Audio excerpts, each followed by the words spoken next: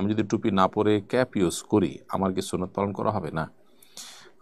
প্রথমত ক্যাপের সামনের অংশ যে খোলা থাকে এগুলো তুরস্কে এটি কামাল আতাতুর্কের আমলে চালু হয়েছে এবং তার উদ্দেশ্য ছিল যে সেজদাকে অস্বীকার করা।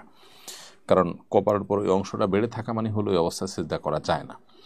তো সেজন্য এটি সেখানে শুরু হয়েছে বলে সেখানকার পণ্ডিত বিভিন্ন ব্যক্তিবর্গের বিভিন্ন সেশনে, তাদের বিভিন্ন ওয়ার্কশপে আমি তাদের কাছ থেকে শুনেছি। অবশ্য এটি বই পুস্তকের কোনো ভাষায় আলাদা করে দেখিনি, আরবিতে এটাকে কুব্বা বলা হয়। এই কুব্বার আলোকে বদিউদ্দিন সাইদুল ইসলাম হল যে রাসাইলুন নূর এবং রাসাইলুন নূরকে কেন্দ্র করে যে সেমিনার এবং ওয়ার্কশপ হয়েছে সেখান থেকে পাওয়া তথ্য আমি এটি শেয়ার করেছি।